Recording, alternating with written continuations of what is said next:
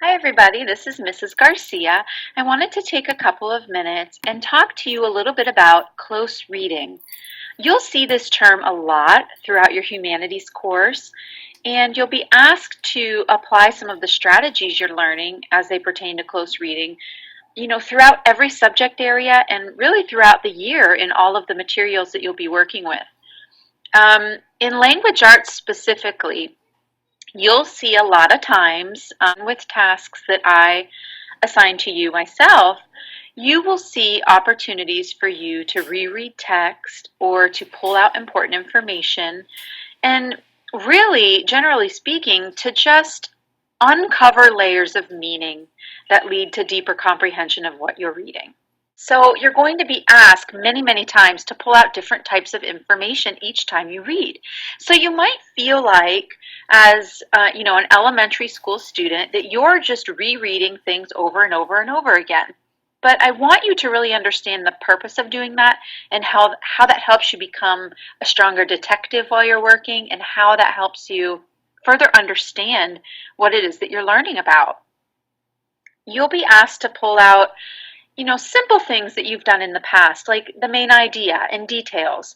But you'll also be asked to try to uncover, what the author was thinking. How did the author come up with this information or their reasoning? What assumptions is the author making? What kind of perspective or point of view is the author taking as they're writing this piece of text? We'll do a lot of work with text structure this year and how that can help you further understand what an author is trying to communicate. And we will also do some exploring with genre, different types of text, both in reading and in writing, and how that really can affect the way that you read it and how you interpret the information. So let's go ahead and define what is close reading, because like I said, you'll see that term a lot throughout your materials and throughout this course specifically. Close reading means you are reading to gain better comprehension. You're rereading, you're searching for specific information, you're being very careful and purposeful as you're rereading it. You're not just going back to the beginning and rereading again and rereading a third time. You really are focusing in on specific parts of the text, specific details that the author has to say. Further identifying what words mean, and also, like I already mentioned, the text structure. There are so many different ways that an author and that you as a writer can set up and create your piece of writing to communicate something. You'll be reading all different types of text. You'll be writing all different types of text. You'll see articles, you'll see stories, you'll see persuasive pieces. And each time I ask you, or each time, your assignments ask you to reread, you're going to be asked to pull out different types of information. So there are some strategies to make this productive for you and to make it enjoyable so that you can learn how to be more independently driven and how to learn to go back on your own and reread and find the things that make you a strong reader. One of the strategies is to number paragraphs. A lot of times when you go back and reread, you're going to be asked to focus in on something very specific.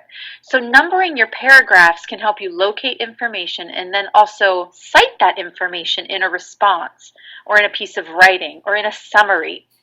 Because you will be asked to cite places in the text where you found information. So numbering the paragraphs gives you sort of an easy route to help you do that. For example, in paragraph 3, the author states, that is a great way to show that you understand close reading and how to cite evidence from the text to prove the point that you're trying to make or to answer a question. Another strategy is to chunk it up. This is something that I do, as a proficient reader quite a bit. It's breaking up the text that I'm reading into smaller chunks. It's sort of grouping together main ideas and details and helping it to make sense for you. And I can guide you through that, how to make groupings and make chunks so that you're essentially organizing the text in your mind to make sense of it. You may have heard teachers tell you before, go back and highlight key ideas or circle main ideas and things like that. So when you're directed to find things or, specific information, don't just underline and circle random stuff. You really want to look carefully for what you're being asked to look for, and use that pencil, use that pen, use that highlighter to your advantage. Use it to help you make sense of what you're reading. I'll encourage you a lot this year to engage in note-taking in a variety of ways. Sometimes I'll give you an organizer to use to help facilitate that.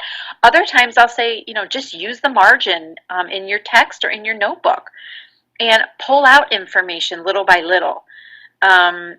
You'll be asked a lot this year to summarize. So when you chunk out that information, sometimes it helps to write down a couple of key words so that when it comes time to actually summarize a whole piece or a whole section, you already have some key ideas pulled out that you can use to formulate some thoughts. On the right side of the text is where I may ask you to dig deeper into the text. So dissecting pictures and diagrams, posing some questions that you're wondering, or notes that you want to investigate a little further. For example, I didn't understand this word. I need to figure out the meaning of this word. You may want to pull out important quotes or other bits of evidence that you want to explain a little more or investigate and get an answer to.